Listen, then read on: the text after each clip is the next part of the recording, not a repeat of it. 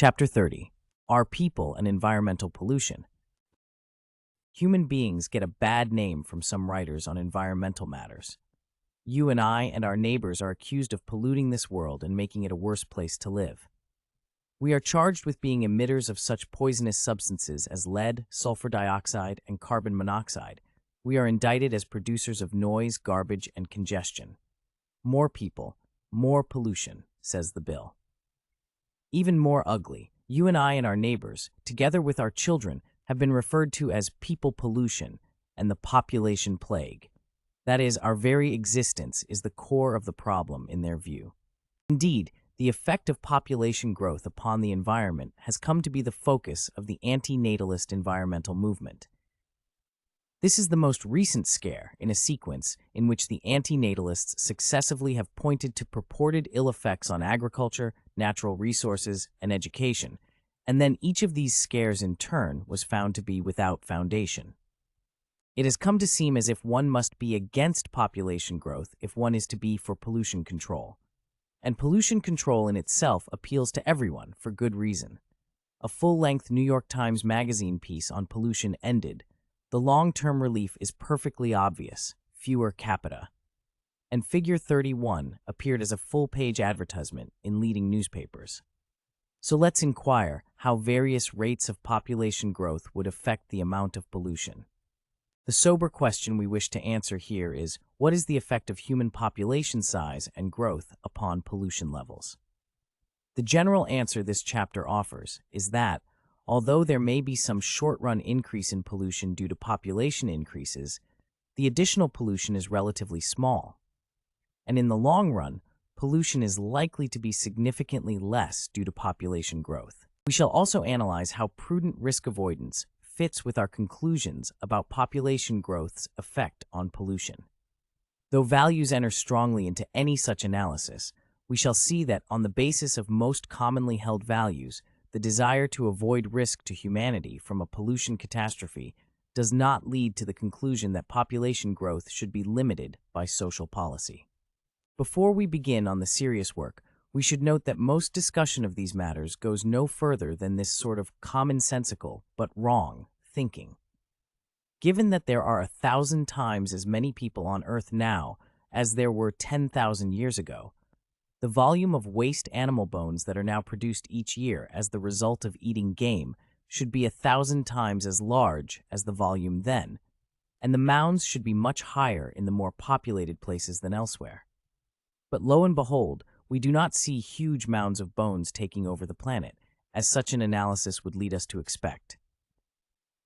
And we do not find that the most densely populated rich countries, say Holland, Great Britain, and Japan, are dirtier than, say, less densely populated rich countries such as the US and Australia, or than sparsely populated poor countries in, say, Africa. We must consider why not. Income, growth, population, and pollution. The more developed an economy and the more people it has, the more pollutants it produces. This story has been well told by Barry Commoner, and it is still the main line of conventional thinking on the subject.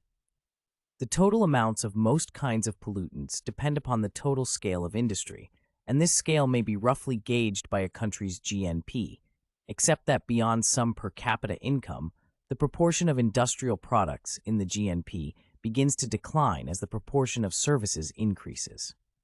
A less-known story is that along with higher income and its consequent greater supply of pollutants comes a greater demand for cleanup, plus an increased capacity to pay for it and greater technical ability to execute the cleanup.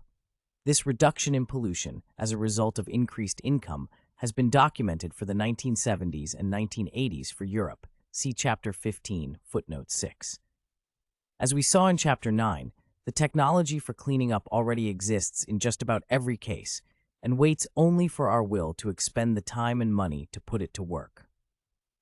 For many years, governments did not control the flow of industrial pollutants very well. But in recent years, there has come a change in the rules of the game in the Western countries due to a combination of rising incomes and consciousness raising by environmentalists. And this has caused the favorable trends in air and water quality that we saw in Chapter 9. If you have any doubt that increases in income are associated with a decrease in pollution, examine the levels of street cleanliness in the richer versus the poorer countries of the world, the mortality rates of richer versus poorer countries, and the mortality rates or cleanliness of streets among richer versus poorer people within particular countries. If increased income makes for less pollution, what is the effect of population growth? You might think that adding people necessarily induces more pollution. Yet in Australia's affluent cities, for example, there is much pollution despite the country's low population. And analyses find only a slight short-run relationship between population growth and pollution. In the long run, however, the total pollution output will be more or less proportional to the labor force, and hence to population, for a given level of technology, all else being equal, as you might expect. It is not sound, though, to assume that all else is equal. When pollution increases, political forces arise to fight it. This is the force that warred against smoke pollution in Great Britain at the local level beginning centuries ago, and that has had success since the 19th century, see Chapter 9. Once this process begins, the result may well be less pollution than earlier, or, of course, nothing may happen for a while, except an even worse level of pollution. Also, as a result of a higher population and of the higher income that occurs after a while, new techniques emerge to handle the temporarily worse problems of pollution, and eventually there results a cleaner world than before population and income grew. Regarding any particular period in the near future, especially in poor countries, the overall outcome simply cannot be known in advance. Neither economic logic nor political history can predict with confidence whether the intermediate run result of the larger population and of the initially higher pollution will be a situation better or worse than if the population had not grown so large. Yet we must keep in mind the empirical fact that over the longest sweep of human history, while population has grown enormously, total pollution, as measured by life expectancy and by the rate of deaths due to socially transmitted and socially caused diseases such as cholera and smog-caused emphysema, has fallen markedly. We do not live amongst ever more huge garbage dumps infested by rats as in earlier times. The outcome of more people also depends very heavily on the kind of economic political system in the given country. As discussed in Chapter 9, Eastern European communist countries suffered much worse damage from pollution than did Western free enterprise countries, in considerable part because socialism rewards managers for using a high ratio of inputs to outputs, whereas a market system rewards managers for economizing on inputs. The latest environmental justification for slowing or halting population growth is supposed global warming. See Chapter 18 on global warming and the greenhouse effect. A World Bank paper on the subject concludes, the global negative externality represented by rapid population growth in developing countries provides a strong, new rationale for developed countries in their own interests to finance programs that would reduce population growth in developing countries. That is, the old rationales for World Bank population control programs, economic growth, resource conservation, and the like, having been discredited, a new rationale has been developed on the basis of speculative assumptions about global warming's economic effects derived from controversial climatological science. But isn't it obvious, the environmentalists argue, that additional people and additional economic growth will cause us to use more energy and hence emit more greenhouse gases? Therefore, even if we can't be sure of the greenhouse effect, wouldn't it be prudent to cut back on growth? It does make sense that during the next half-century or century, there will be increased energy use as a result of more people, as well as increased consumption per person. Some forecasts project that the former component will be larger, some the latter. But contrary to the implications of many such writings on the subject, these events need not be seen as malign. Shifts to nuclear fission and to other new sources of energy may result in reduced total emissions even as total energy use goes up, as was the case in the UK and the US over the years.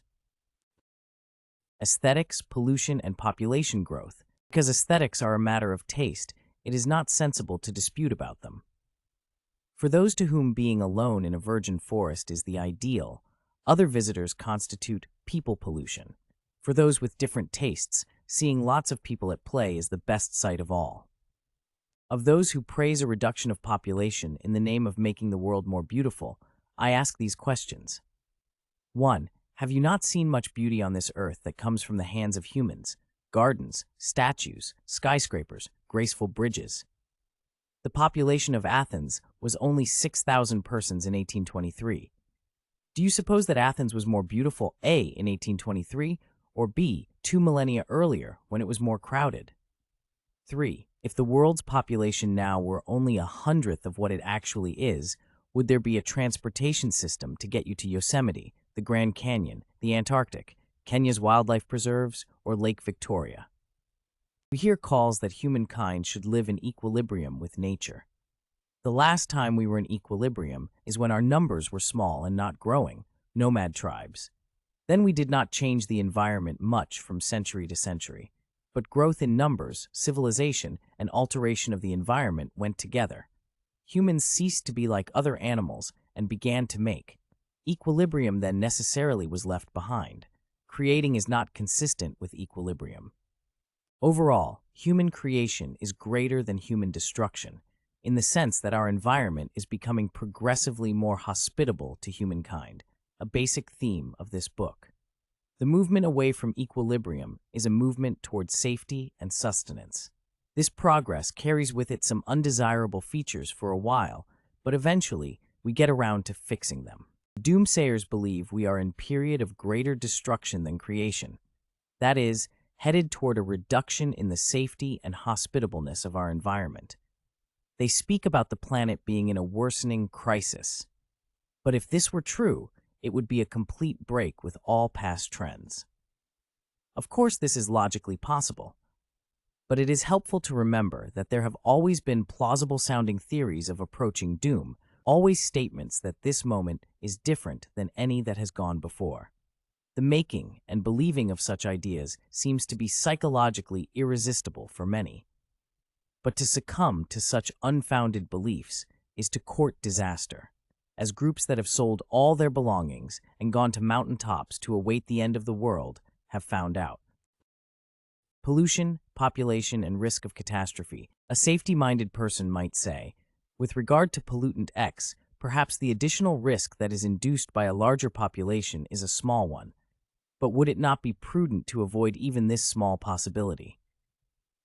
This question is related to the issue of risk aversion discussed in the section on nuclear energy in Chapter 13. To state the problem in its most frightening form, in an advanced technological society, there is always the possibility that a totally new form of pollution will emerge and finish us all before we can do anything about it. Though the incidence of general catastrophes to the human race has decreased from the time of the Black Death onwards, and though I'd bet that it is not so, the risk may have begun to increase in recent decades, from atomic bombs or from some unknown but powerful pollution. But the present risk of catastrophe will only be known in the future, with hindsight. The arguments in Part 1 about non-finite natural resources cannot refute the possibility of some explosive unknown disaster. Indeed, there is no logical answer to this threat, except to note that life with perfect security is not possible, and probably would not be meaningful. It might make sense to control population growth if the issue were simply the increased risk of catastrophe due to population growth, and if only the number of deaths mattered, rather than the number of healthy lives lived. A flaw in this line of reasoning is revealed, however, by pushing it to its absurd endpoint. One may reduce the risk of pollution catastrophe to zero by reducing to zero the number of persons who are alive. And this policy obviously is unacceptable to all except a few. Therefore, we must dig deeper to learn how pollution ought to influence our views about population size and growth. The argument that population growth is a bad thing because it may bring about new and possibly catastrophic forms of pollution is a special case of a more general argument. Avoid any change because it may bring about some devastating destruction by a power as yet unknown. There is an irrefutable logic in this argument. In its own terms, adding a few not too unreasonable assumptions, it cannot be proven wrong, as follows. Assume that any alteration in industrial technique may have some unexpected ill effects. Assume also that the system is acceptably safe right now. Additional people increase the need for change, and this makes a prima facie case against population growth. And the same argument can be applied to economic growth. Economic growth brings about change, which can bring dangers. See comments by Ehrlich and Lovins in Chapter 13. Hence, economic growth is to be avoided. Of course, this sit-tight, leave-well-enough-alone posture is possible for us 1990s humans only because economic and population growth in the past produced the changes that brought many of us to the well-enough state that might now be left alone.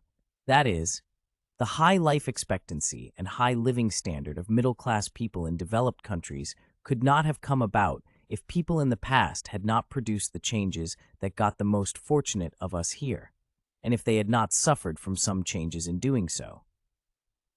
We now are living off our inheritance from past generations, the way some children live off the inheritance of parents who worked hard and saved. There is nothing logically wrong with living off an inheritance without in turn increasing the heritage of knowledge and high living standards that will be left to subsequent generations. But you should at least be clear that this is what you are doing if you opt for zero growth, if zero growth really were possible.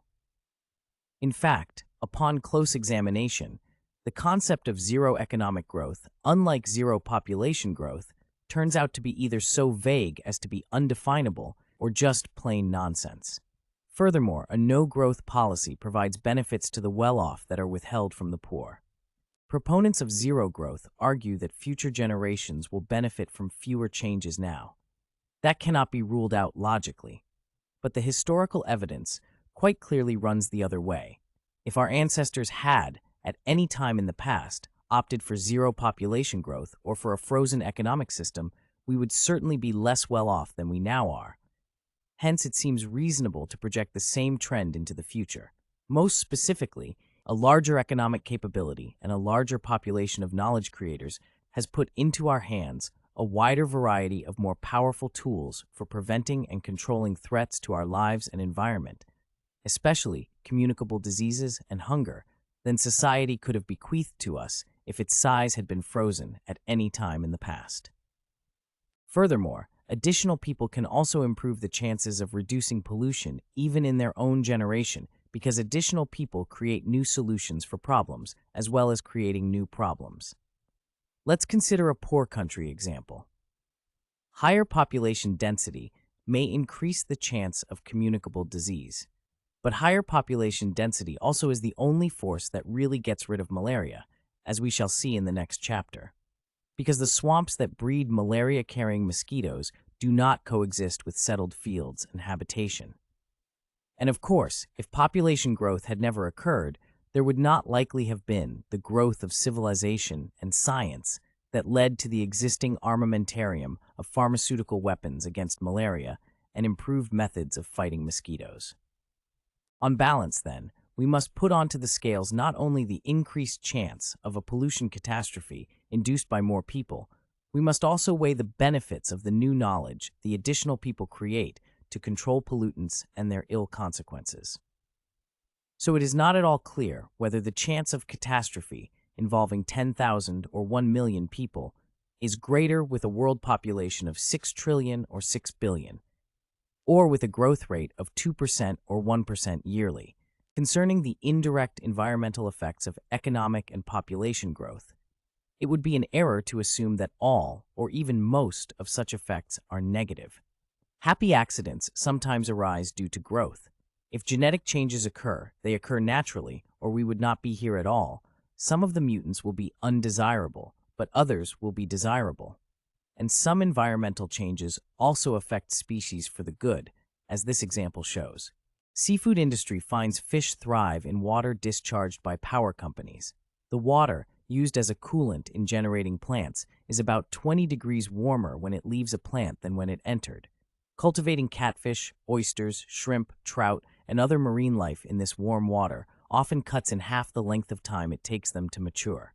Cultured Catfish Co. of Colorado City, Texas, says its catfish grow to 1 pounds in 3 to 4 months in the warm water flowing from a Texas electric service plant. It usually takes catfish, considered a delicacy in some parts of the U.S., 18 months to grow that big in a natural pond. Another example of positive indirect effects are the extraordinary habitats provided for animal and vegetable sea life, especially coral and tropical fish, provided by oil rigs in the Gulf of Mexico and in the Pacific off the California coast, described in Chapter 12. Still, there is our probably natural aversion to risk and uncertainty. Even so, we should keep in mind that risk and uncertainty are not all in one direction, and that the major social and cultural changes that would be needed to prevent growth are also fraught with uncertainty and possible catastrophe. For example, what would be the social and political implications of freezing the present pattern of income distribution among the poor and the rich due to reduced economic growth? What would be the effects on work incentive if people were told that they could not increase their incomes or have more children? What would be the psychological implications of a stationary economy and society? And which legal sanctions would be imposed to enforce these decisions? Certainly, none of these matters is of small importance compared with the likely dangers from catastrophic pollution. Hence, there is no prima facie case for ceasing economic or population growth due to fear of pollution. Summary: more people mean higher total output, and this implies more pollution in the short run, all else being equal. But more people need not imply more pollution in the long run, and they may well imply less pollution. This has been the trend in human history, as indicated by the most important general index of pollution, increasing life expectancy. Additional people have created new ways of reducing pollution and contributed additional resources with which to fight pollution. There is strong reason to expect a similar benign course of events to continue in the future.